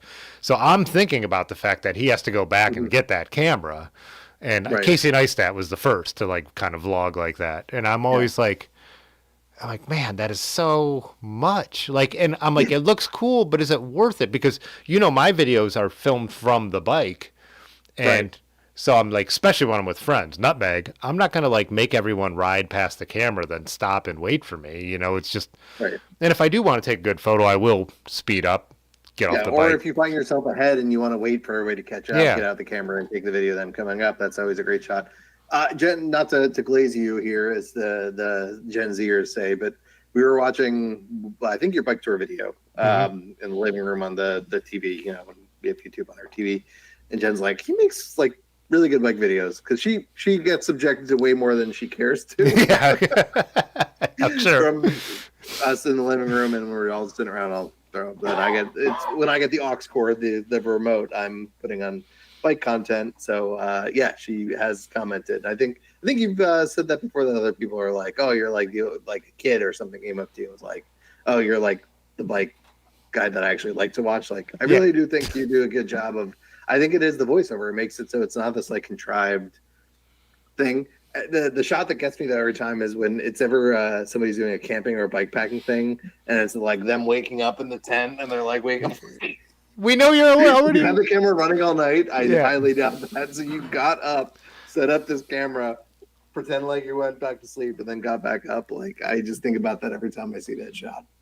That's so good to hear because like for me it was like, man, am I like not doing what I should be doing as a YouTuber? No, I think keep doing what you're doing. And if people aren't noticing it, then like these other people are actually thinking it, like traveling through one of our buddies here, like he always sets up those shots and I'm like, is it necessary? Because we could tell what's happening from the bike.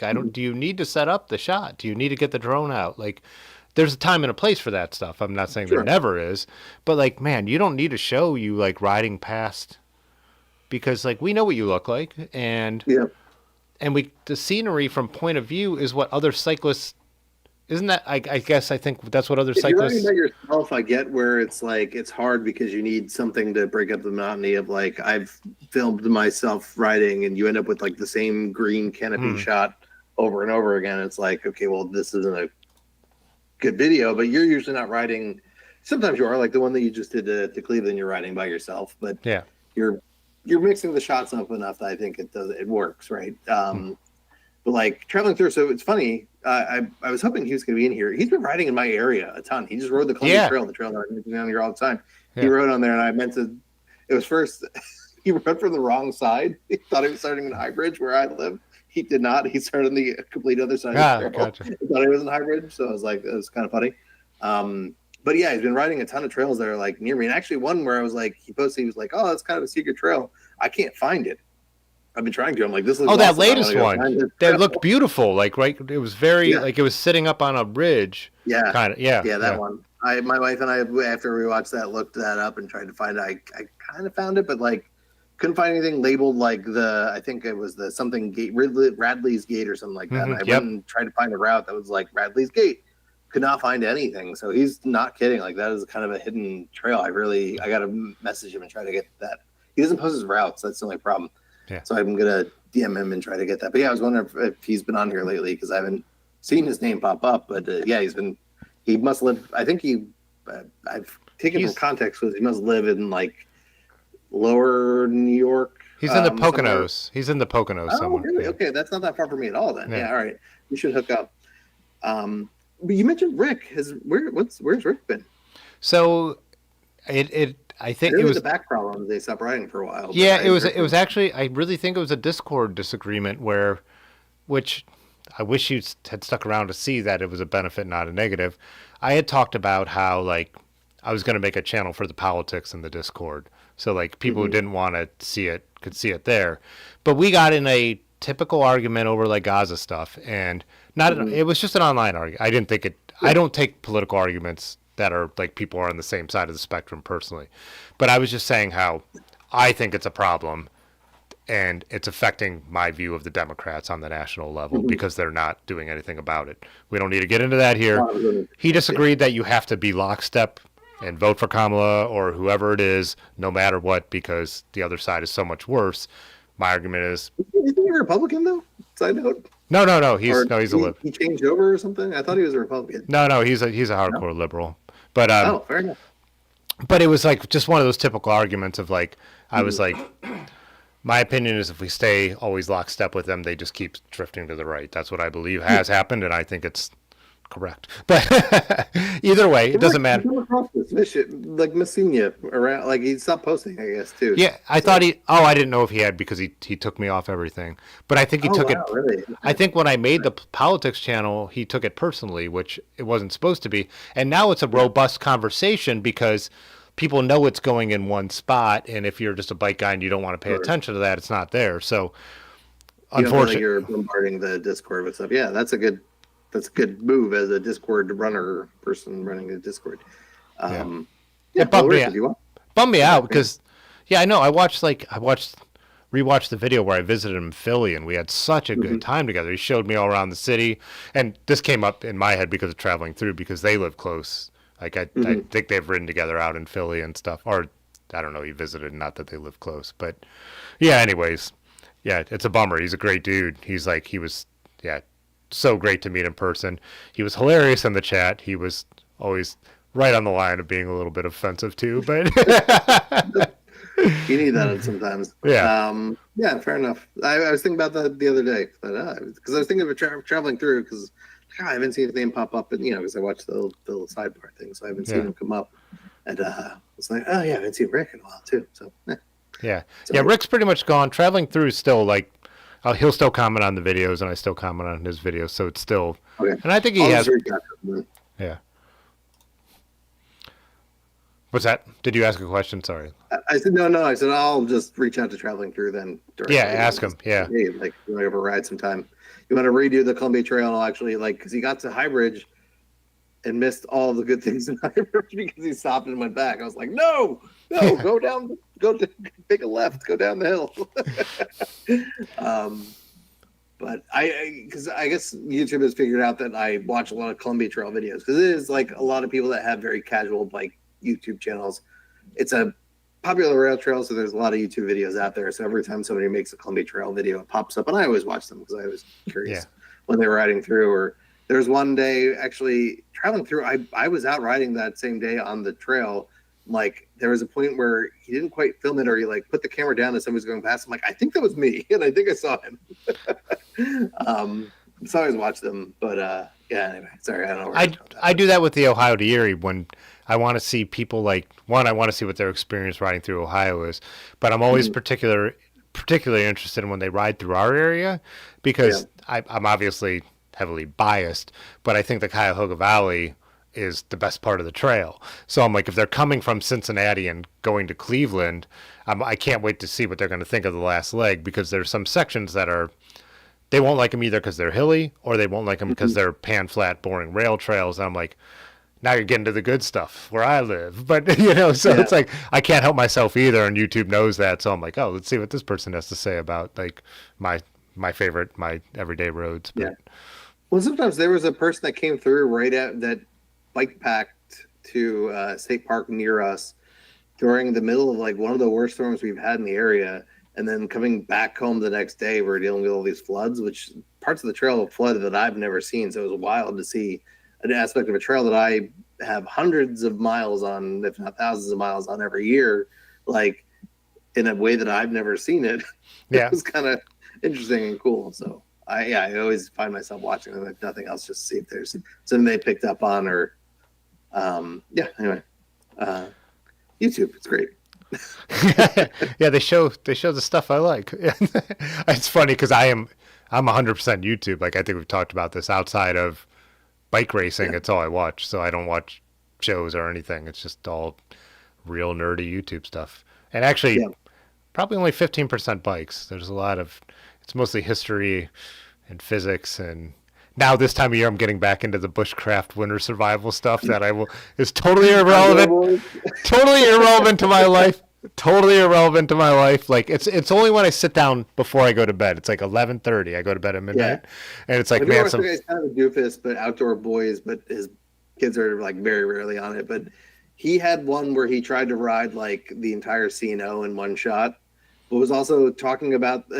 It made me re-question all of his other videos because he was making a lot of commentary about the C&O that I knew distinctly to be false. Oh, no way. Well, now I don't know if I can trust anything you say about any of these videos. It's so funny because I know he makes all kinds of, or did, because he retired, basically. He's put out a few the last few weeks, but he said he was going to do that at the end of the year. But it's so funny. All the other stuff he makes, travel stuff, this stuff, like playing with the kids stuff, bikes. I've seen the bike one pop up. I only care about like the hardcore winter survivalist. I don't know why. And like, so the feed. Gonna last. I'm gonna survive in a -20 night. No sleeping bag. Yeah, I know. I have no idea why I care about it, but obviously there's something about it because you look and it's not just outdoor boys. But one of these other ones popped up, like the one I watched last night. A guy I've never heard. 10 million views. So a lot of us like get this ASMR type feeling from these kind of, they all do the same. It's the same formula.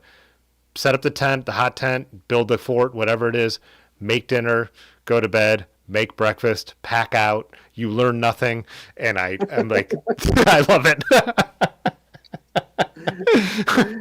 You're always hoping you're going to catch that one tip that's going to save you when you're in that situation, weird spot. Remember, if you're I can lay this pine tree. Yeah, it's so funny. Ziploc bag, you can use that to start that. Speaking of people we haven't talked to in a while, Mile High, who has the band out in Colorado that I've used their music in the videos before. Common Birds is the band, but awesome dude. But he had mentioned once in one of the live streams when we got into bushcraft, talking about bushcraft, he's like, I've watched 1,000 bushcraft videos and I know I would still die within 15 minutes if I was stuck out in the cold. Same. I like that adventure light lifestyle, not the anything that's going to kill me. I'm out. Somebody just said they ride the Columbia Trail every year. Your ice cream place you talk about next to the creek is Bronski's.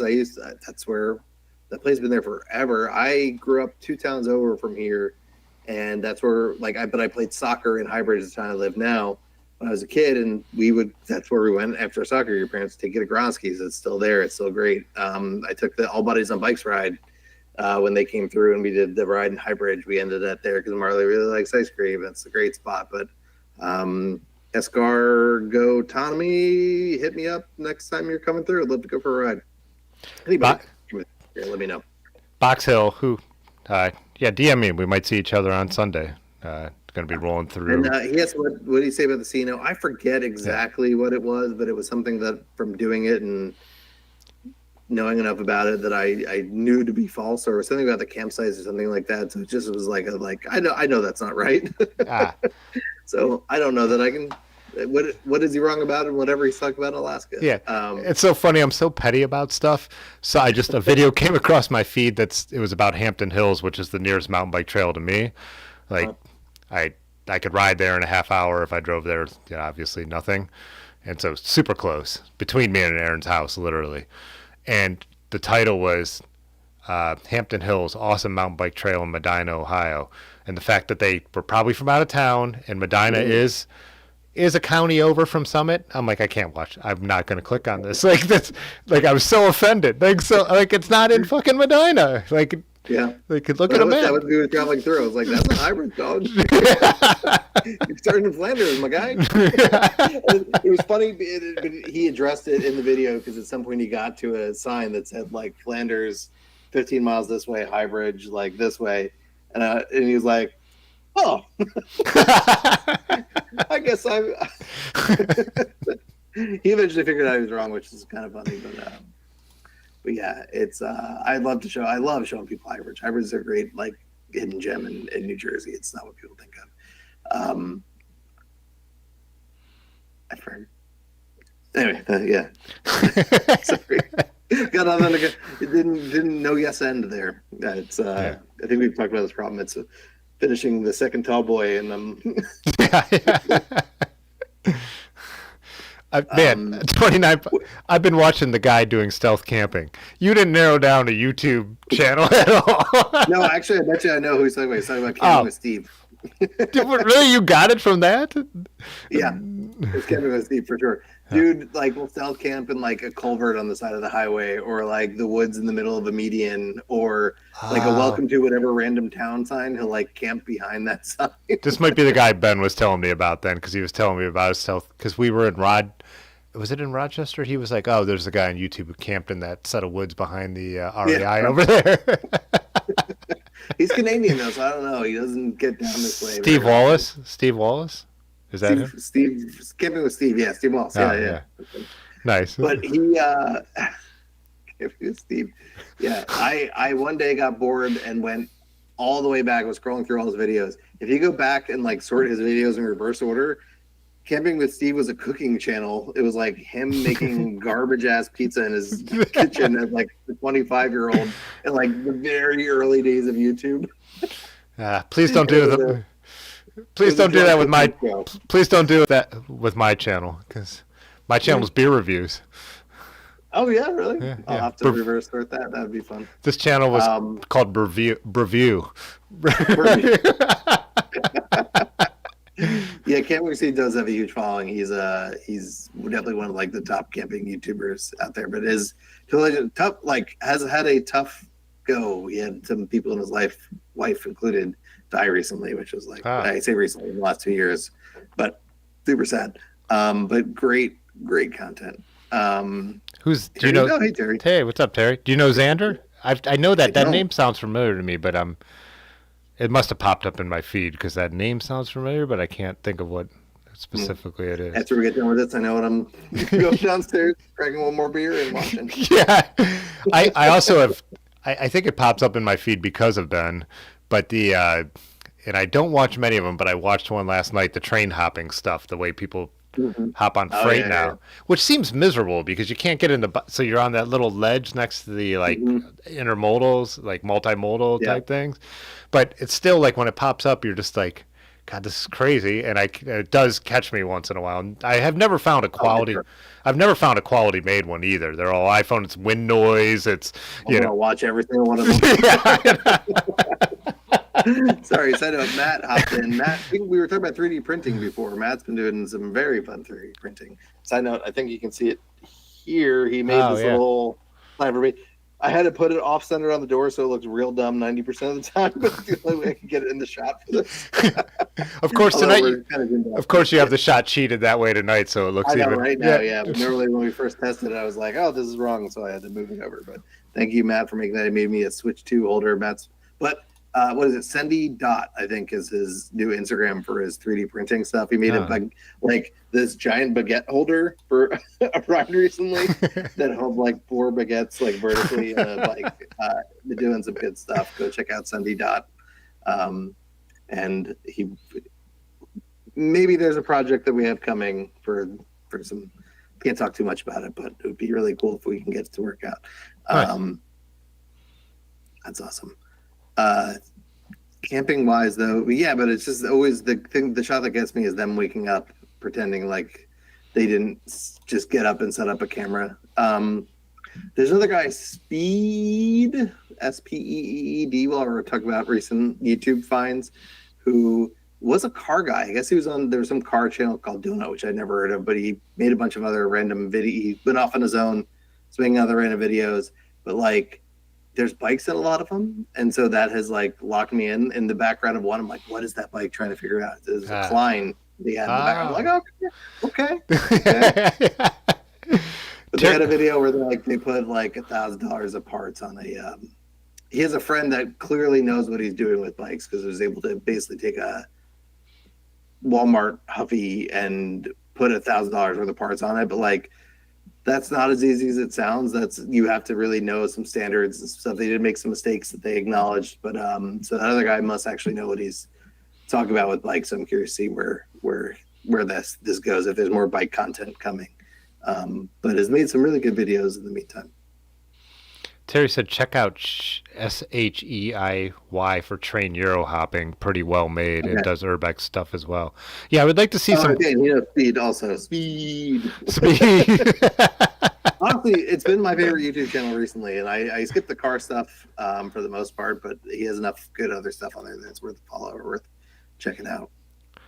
He did a really good video, actually, that I think is relevant in some ways to this channel, where he took like vintage stuff. So like, let's say like a Craftsman wrench set that was sold back in the 70s for $18, converted it to whatever it would cost now, which is like $95, and then compared it to the Craftsman wrench that's now. And but from doing enough of these, what he found was that there's a lot of stuff from these companies that cost the same as what it cost in the 70s or even earlier in the 60s. And those are, yes, garbage, but because if you think about it, it's because this is essentially a $95 wrench set. You're comparing it to a $20 wrench set. Yeah, it's going to suck.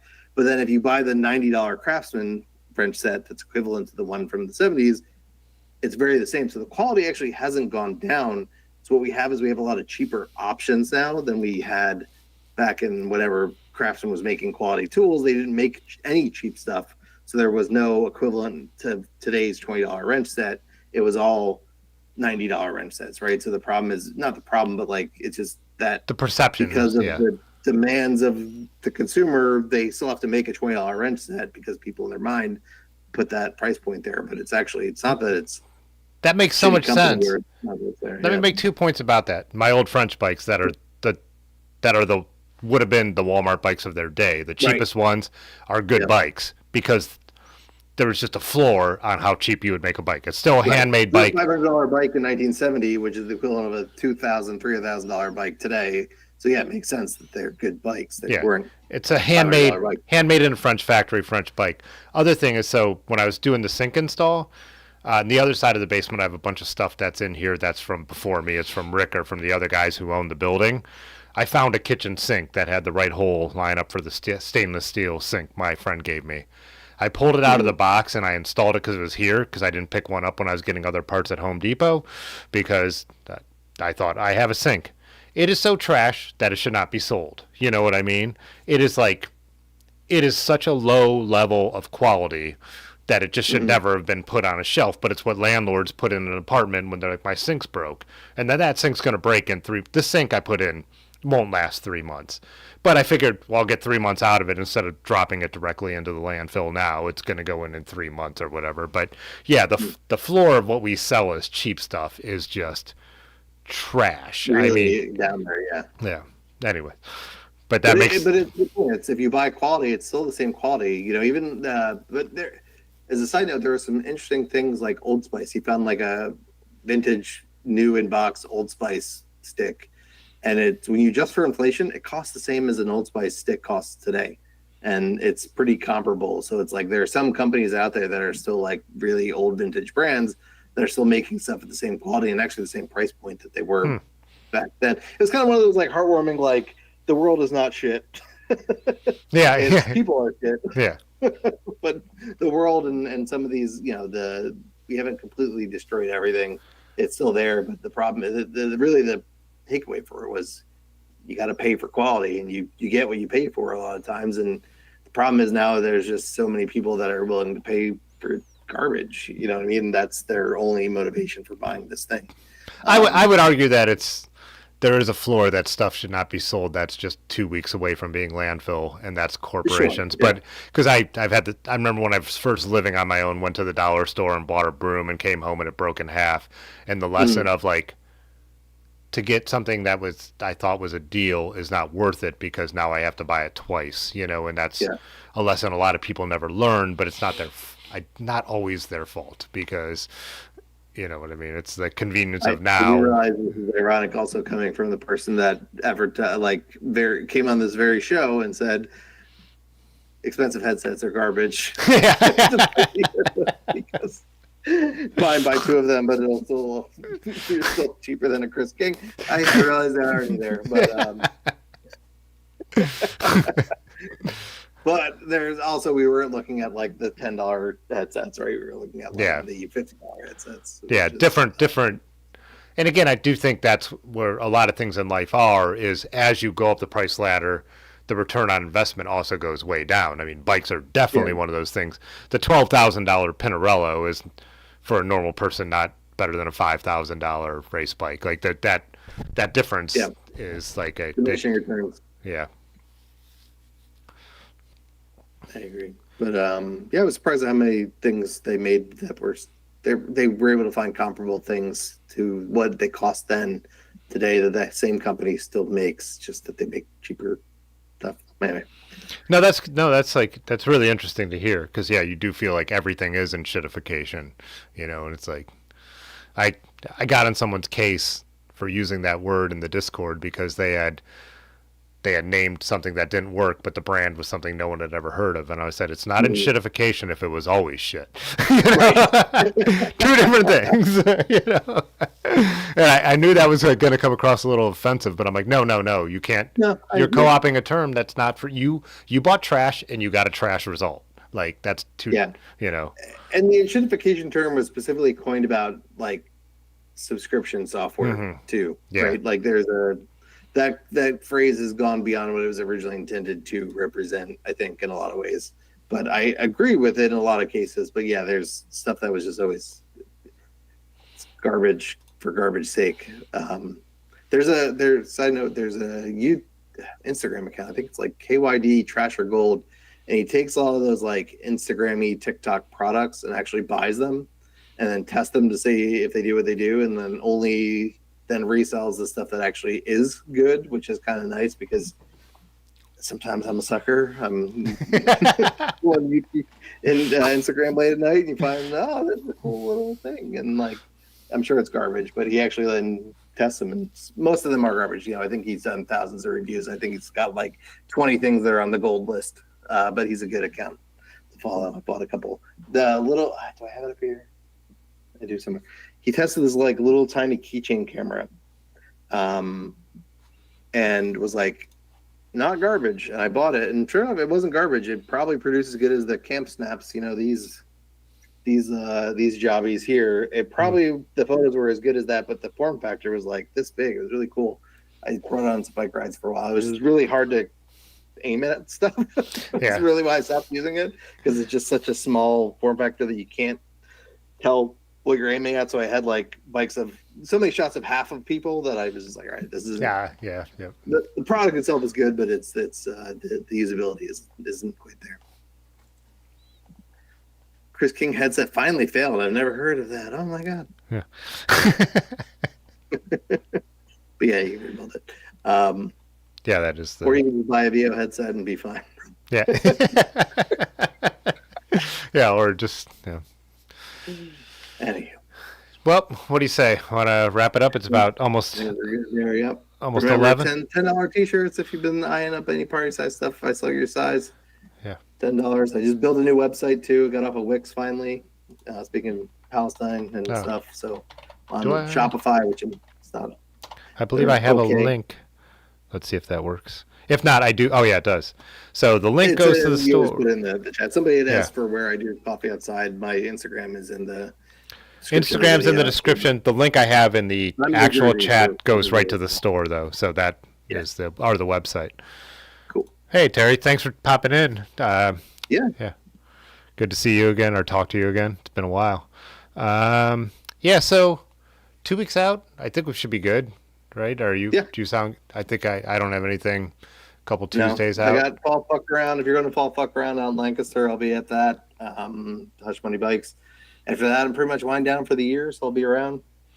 Yep. Yep. Anyone's in Ohio this time of year, which there's no reason to be. I've got a lot of time to ride bikes.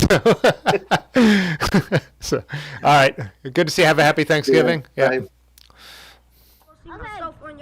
Okay, bye. All right. Okay, Yeah. this time. Fitzwater photo.